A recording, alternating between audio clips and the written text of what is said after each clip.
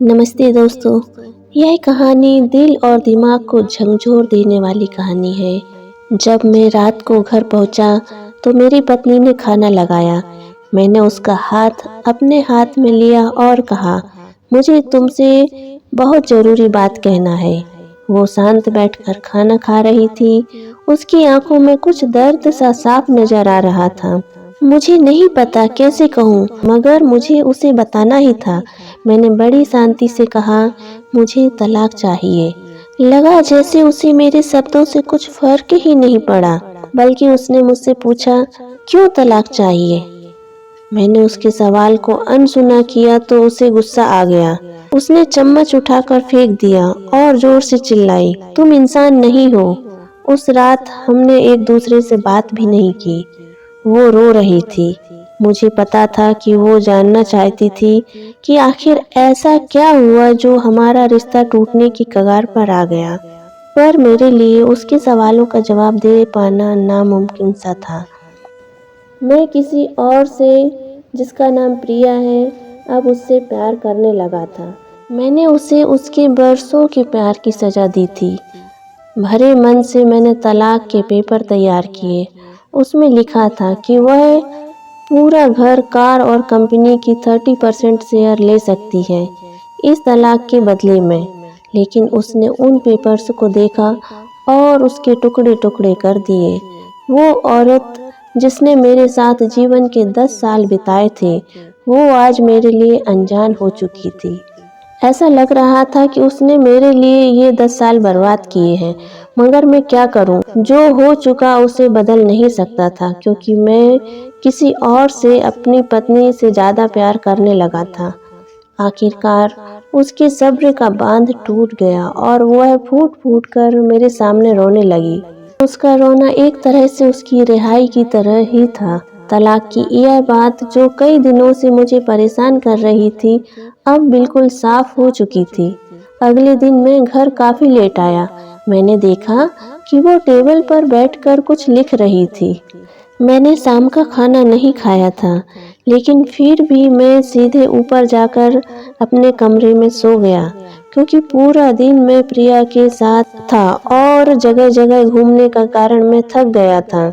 मेरी पत्नी शायद रात को उसी टेबल पर लिखते लिखते सो गई थी।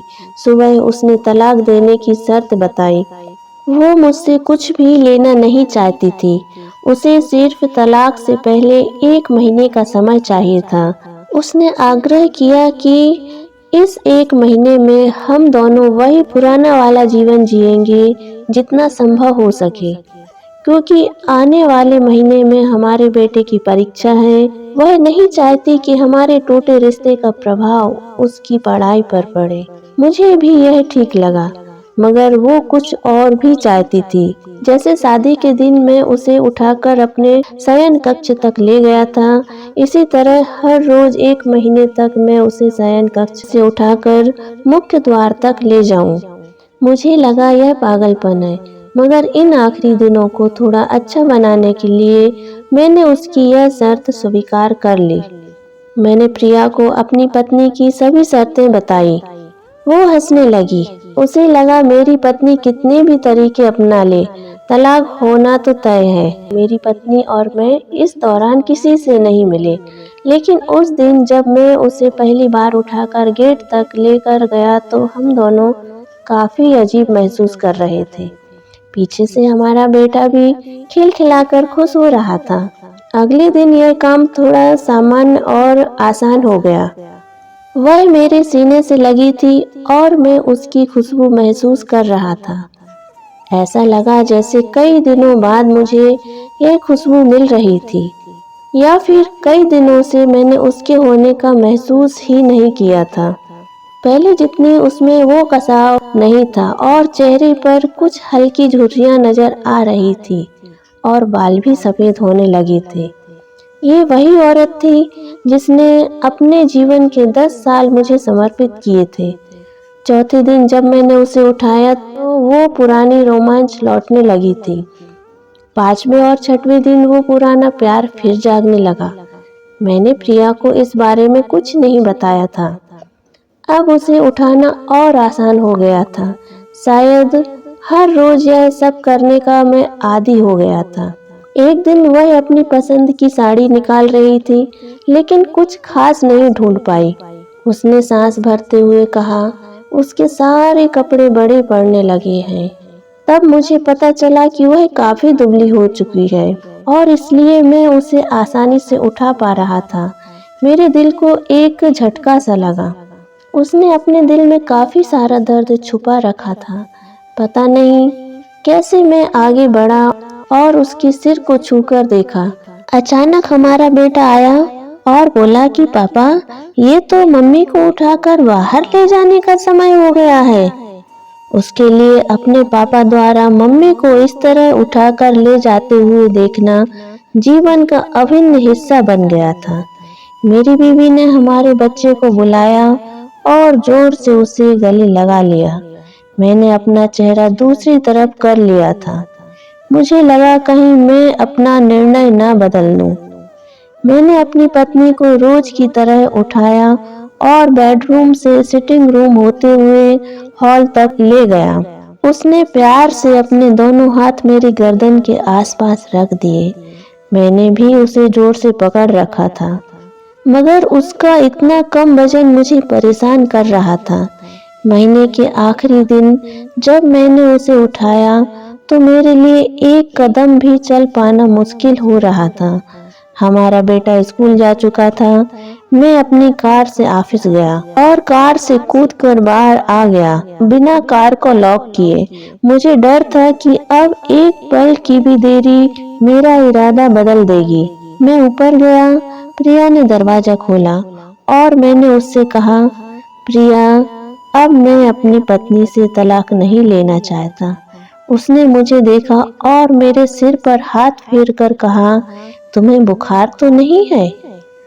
मैंने उसका हाथ हटाया और कहा, सॉरी प्रिया, अब मुझे अपनी पत्नी से तलाक नहीं चाहिए। हमारी शादीशुदा जिंदगी शायद हम दोनों के ध्यान न देने की वजह से बोरिंग हो गई थी, लेकिन इसका मतलब यह कतई नहीं कि हम एक दूसरे से प्यार नहीं करते। अब मुझे एहसास हुआ है कि जिस दिन मैं उसे शादी करके अपने घर लाया था, उस दिन से जीवन के आखिरी दिन तक मुझे उसका साथ निभाना है। प्रिया के होश उड़ गए। उसने मुझे एक जोरदार चांटा जड़ दिया मेरे मुंह पर। वह रोने लगी और दरवाजा अंदर से बंद कर लिया। मैं सीढ़ियों से नीचे उतरा और आकर अपनी कार में बैठ गया। आगे एक फूल की दुकान पर रुका और अपनी प्यारी पत्नी के लिए एक सुंदर सा गुलदस्ता लिया। दुकानदार ने पूछा, इस पर क्या लिखना है? मैंने मुस्कुराकर कहा, मैं तुम्हें जीवन के आखिरी दिन तक यूं ही उठाता रहूंगा, मेरी अर्धांगिनी। उस शाम जब मैं घर आया, हाथों में गुलदस्ता लिए, मेरे चेहरे पर एक मुस्कान थी। मैं ऊपर अपने कमरे में भाग कर गया, लेकिन तब तक वह मुझे छोड़कर इस दुनिया से जा चुकी थी, हमेशा के लिए। वो कई महीनों से एक लंबी बीमारी से लड़ रही थी, लेकिन मैं प्रिया के साथ इतना खोया हुआ था कि कभी ध्यान ही नहीं रहा। उसे पता था कि वह जल्दी ही मुझे छोड़कर जाने वाली है, लेकिन वह मुझे और मेरे बेटे के रिश्ते को टूटने से बचाना चाहती थी। मैं कितनी छोटी सोच का था, उससे तलाक लेना चाहता था, लेकिन फिर भी उसने मुझे अपने बेटे की नज़र में एक प्यारा पति और पिता बना दिया था। जीवन की छोटी छोटी बातें रिश्तों में बहुत महत्व रखती हैं। बड़ा घर, बड़ी कार और बैंक बैलेंस ये खुशियों का हिस्सा बन सकते हैं, मगर अपनों के बिना इनकी कोई कीमत नहीं है, कोई कीमत नहीं है। दोस्तों, आपको यह कहानी कैसी लगी कमेंट करके ज़रूर बताइए। लाइक, शेयर और सब्सक्राइब भी कीजिए। फिर मिलेंगे। जय हिंद, जय भारत।